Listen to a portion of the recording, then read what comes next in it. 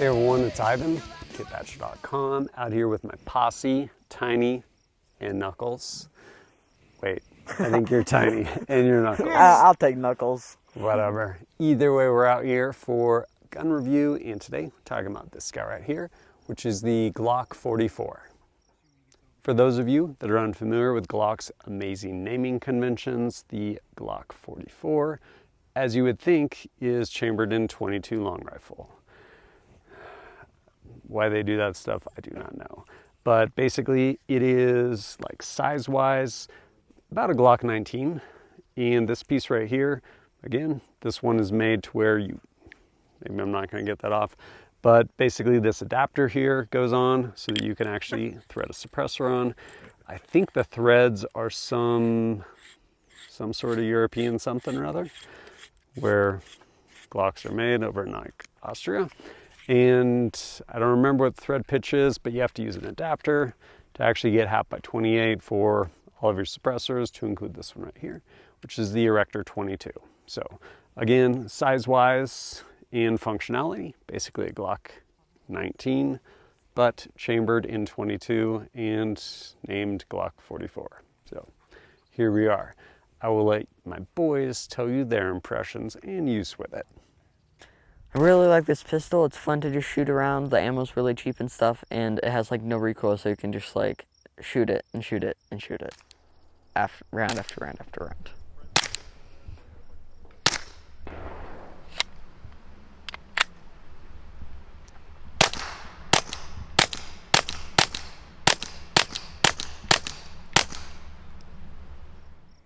I have had some great experiences with this pistol.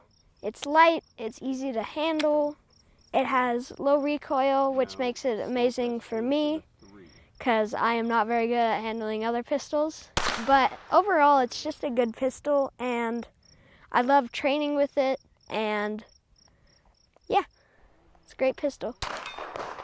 For my own part, there's a number of things I do actually really like about this pistol. One of them is not necessarily crappy Glock sights. Sorry, Glock, in your perfection. I will say the rear sight on this is actually better than the usual, like, dovetail protector that Glock ship with. But what I actually really do like is a couple of things. One, 22s are a lot of fun to shoot. Like, they're a ton of fun to shoot. Pretty inexpensive too. And as my boys said, low recoil. And so being able to get shooters started shooting pistol with 22 is amazing. And the fact you can actually put a can on this, even better, because recoil and loud noises. And when you're introducing a new shooter and any pistol not suppressed, especially anything other than 22, you have an explosion going off, I don't know, 2 feet in front of your face. It's kind of disconcerting for new shooters. And so being able to, one, lower the recoil with 22 and be able to shoot suppressed makes it really pleasant to shoot, especially when you're trying to train a new shooter. So they're not worried about recoil and not like, this is going to be super loud. And on top of that, being able to, especially shooting subs, just talk conversationally without hearing protection on. So yeah, everyone can hear range commands, which is definitely really important.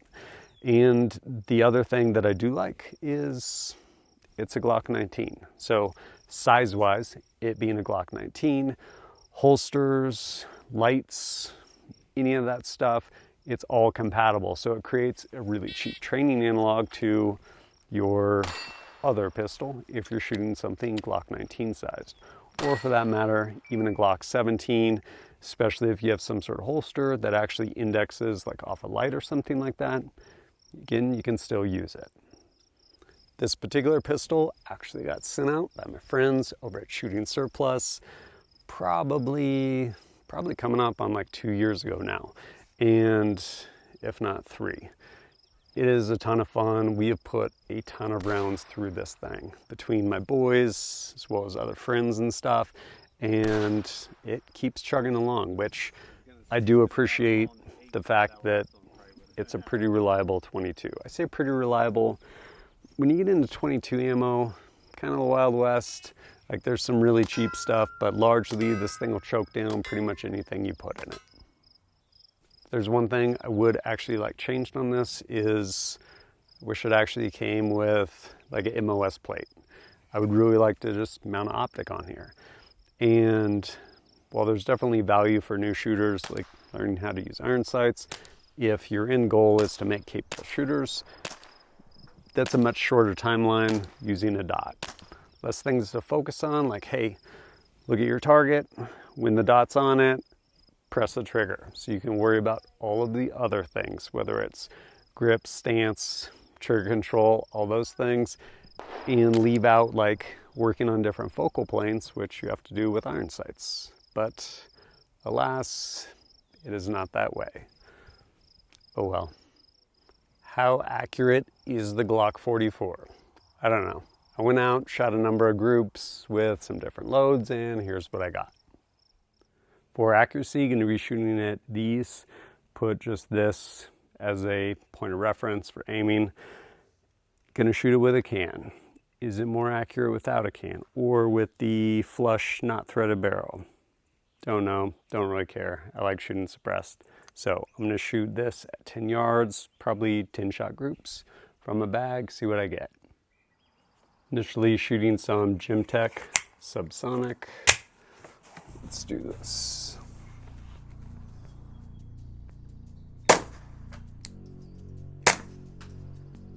Here's what I got shooting this Gemtech 42 grain subsonic. That little guy, don't worry about that little guy. It's probably wind, but moving on. Next up, some of this SK flat nose target. Subsonic.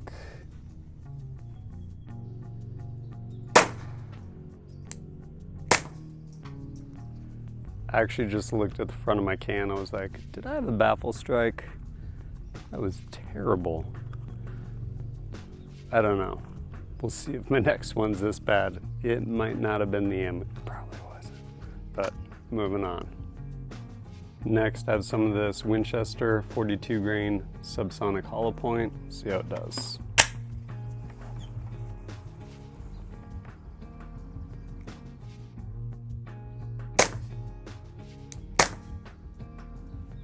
Here's where I got shooting this.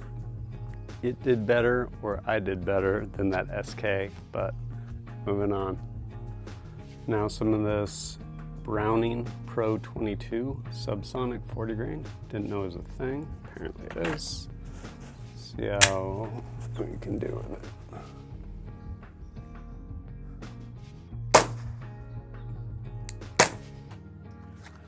Here's what I got with this stuff. My guess is there's probably updraft. It's responsible for those two. All right, next ammo. Next up, I have this Aguila Super Extra.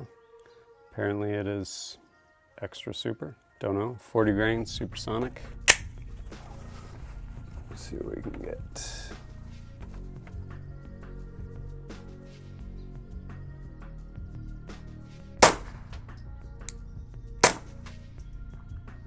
Here's what I got with this Aguila. That, probably another updraft, probably a microburst. Moving on. Next up is this Winchester 36 grain hollow point, copper plated. See how it does.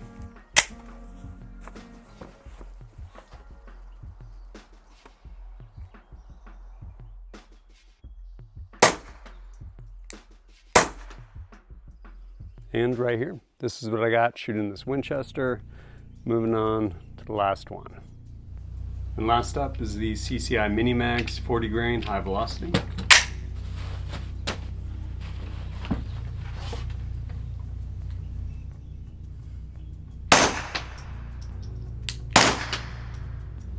And here's what I got shooting these CCI Mini Mags.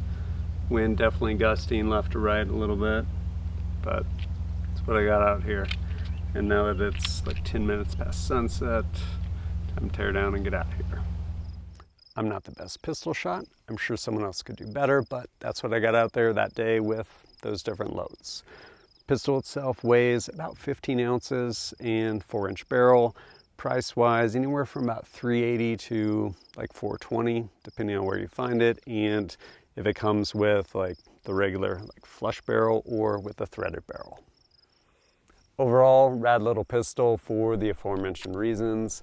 And if you're interested in picking them up, there's a link down below. Take you over, you can check them out. And last but not least, if you appreciate my content and want to support it, greatly appreciate it.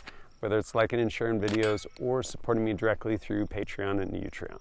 And if you have questions for me, happy to answer them over there on Patreon where we have an active Discord. But as always, thanks for joining us at kitbadger.com. Look forward to seeing you next time.